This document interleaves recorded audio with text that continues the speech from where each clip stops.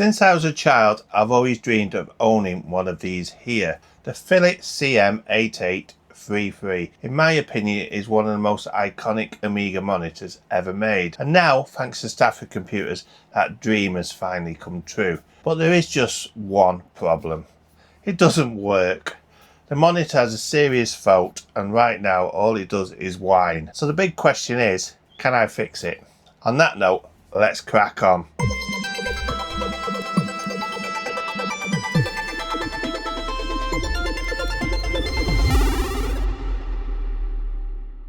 If, like me, you like building things, then make sure you pop along to PCBWay. They produce high quality custom PCBs perfect for replacement boards, prototypes, or even your own retro products. So once you've got your project you want to build, all you got to do is simply click Add to Cart, which is this big green button on the right hand side. Once you've done that, you're presented with this new page here. Now it'll say here, we have detected 2-layer board at 45 by 51, etc. Depending on what board you got, obviously that changes. And as long as it says here 100% success, you're all good to go. Now there is a hyperlink at the top here for simple tutorial, which will give you some more information should you get lost. Now we do have some options we do need to set. The first one being, make sure you have the right country selected for your shipping costs, so you can make sure you're paying the right amount of postage to get it to your country. Now you got the quantity here, which is always set to 5, which is great because you've always got spares if things do actually go wrong on your build. Now also a couple of options down below which are worth looking at is here, which is your solder mask color and also your silk screen color. So your solder mask color is the color of the board, the silk screen color is the color of the words on the board. And last but not least, down the bottom here you can have assembly service if you want to get this board built. After you've done this, you click the button here, save to cart, it will then be processed. As you can see, the color of the boards is absolutely excellent and the quality is second to none. Great job PCBWay. So whether you're into repairing a retro classic or just building something brand new, PCBWay is the way to go. So check out the link down below, and on that note, let's crack on.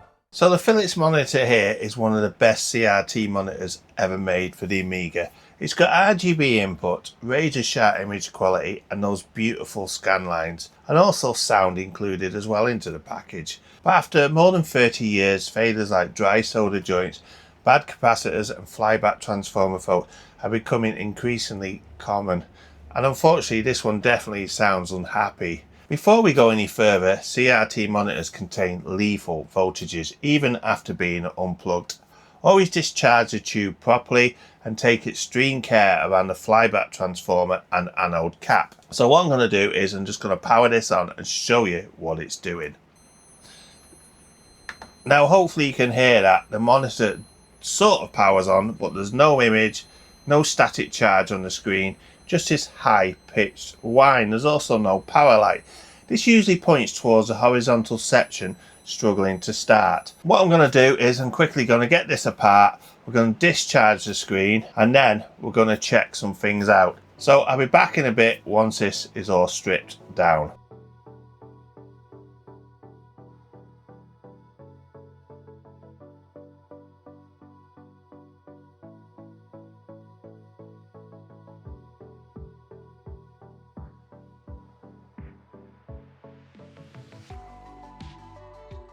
So what I have here is a nice thick screwdriver with a wire taped onto it and soldered with a crocodile clip on one side. Now this I would clip to the earth, and I use this for discharging the monitor. So what I do is I click onto the earth, and then I always keep one hand behind me,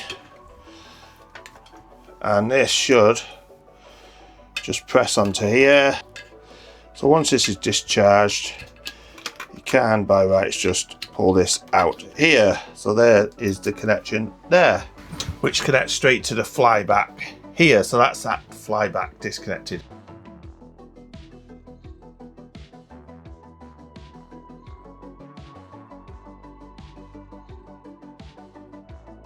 So what we can do with this half now is we can put this somewhere safe, and I tell you what now, it's very heavy. So the first thing I want to check is a horizontal output transistor, or HOT. If the flyback transformers fail, this transistor often goes with it. A healthy transistor shouldn't read shorted between collector and emitter. The whining noise seems to be coming directly from the flyback area. But also these flyback transformers here can develop internal shorts, and on these Philips chassis, cracked solder joints are also incredibly common too. So what I'm going to do is we're going to just test this between collector and emitter. Now I do have the meter on there now on the screen, so hopefully you should be able to see what that is reading. There's a collector and here is the emitter. Now it does indeed seem like we do have a shorted transistor. Now just excuse the cat, she's just wondering what's going on. She is so nosy, unbelievably nosy. So what my plan is now is we're just going to take it out of the board, we're going to test it out of the board, check between the two, and now we have no short. And I think what it is that's causing the short is the actual flyback. So let's just try now and see if that short is still on the pads. So you can probably see there between the collector and the emitter, we do indeed have a short. Now that to me looks like, I thought that was actually broken then, but I don't think it is. No, but we've got that short still there. That to me is saying the flyback is actually shorted. So what I'm going to do now is we're just going to remove this flyback.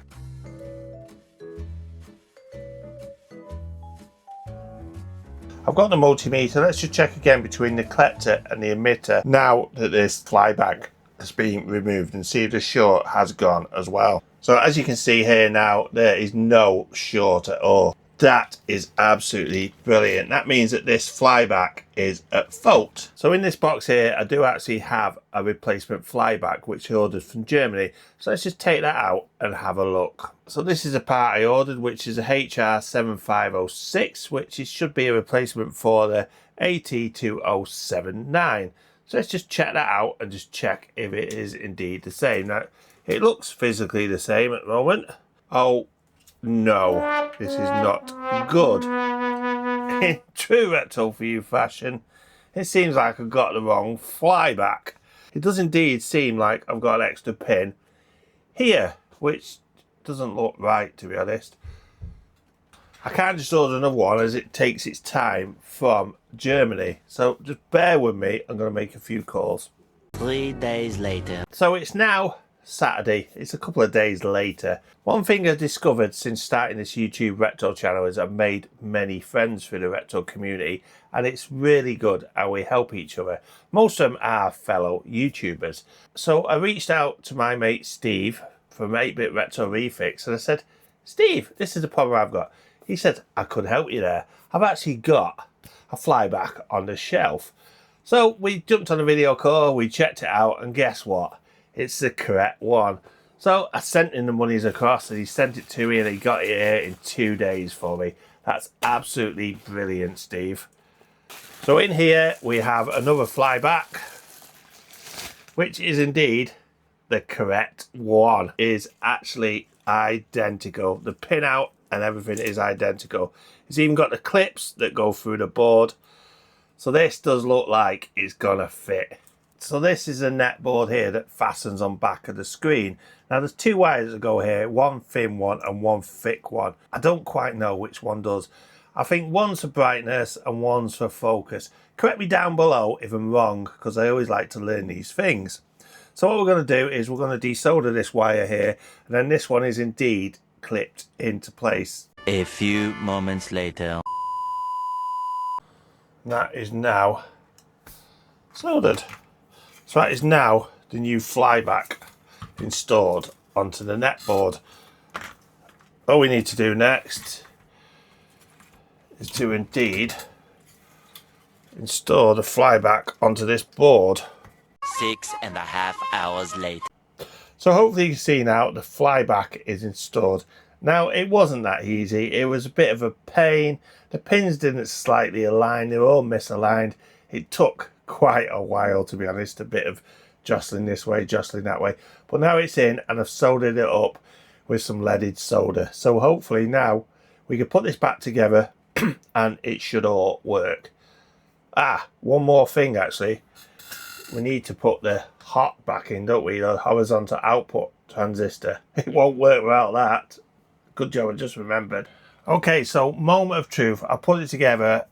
I'm trying not to touch it. I'm just going to turn it on. Now we do indeed have a power light. And we do have an image, although that doesn't look right. So what I'm going to do is to adjust those pots. Let's try and be very careful, because there is a lot of voltage in here. Do you reckon that was it? Look at that now. Now that's looking better, would you say? So we'll just adjust them down. Oof, I managed to do it. I'm still alive, guys. Oh, I need to adjust that down a bit more. I don't like that raster. I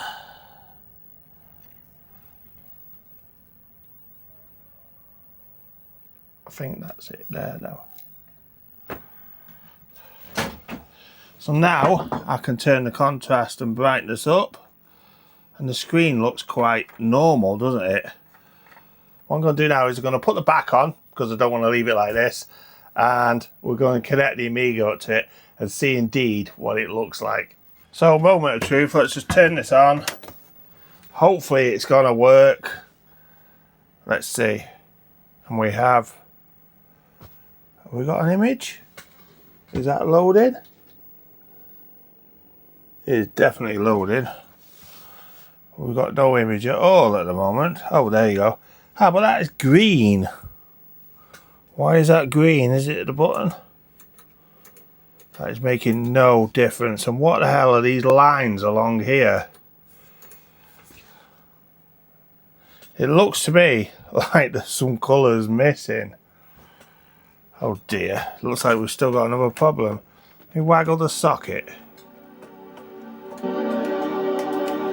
So I'm just going to waggle the socket. See if we indeed get... There's nothing. So that isn't actually working. What I'm going to do is... It can't be the lead. The lead's brand new. Let me just turn that down a minute.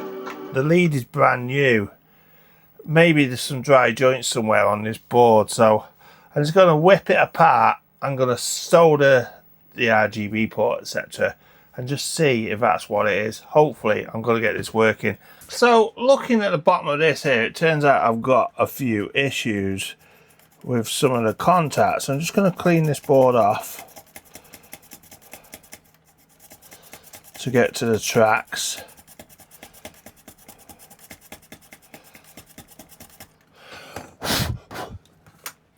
Now, you see that track in question there? I don't think that is actually connected to that pin, but we can try see. Can you see that? We've got no. That pin is actually broken. Now, how many other pins are broken? That one as well. Can you see how it's moving? So we're going to have to do some repair work on this socket.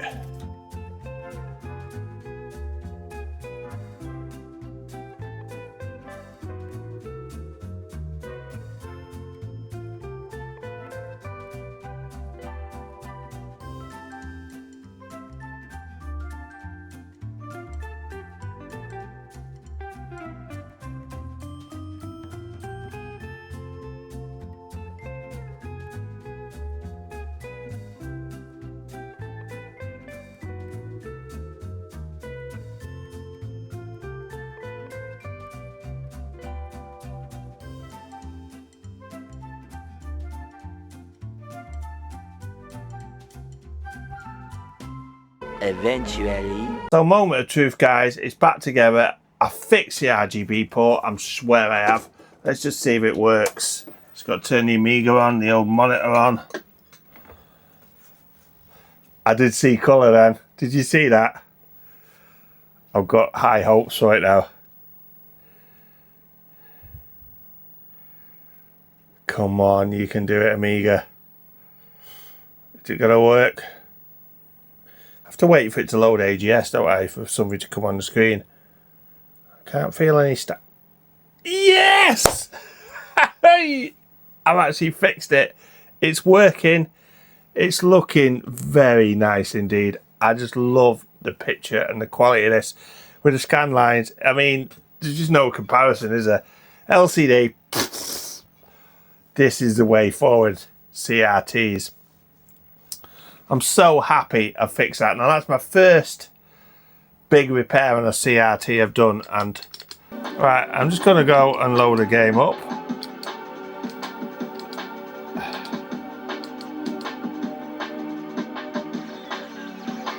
Play a bit of Lemmings, eh? Try a bit of Lemmings. I've got the old mouse here with the optical because I can run PS2 on this because I'm running the Alicia. So yeah, it works quite well. So it looks like it's loading. We've got the old mouse pointer.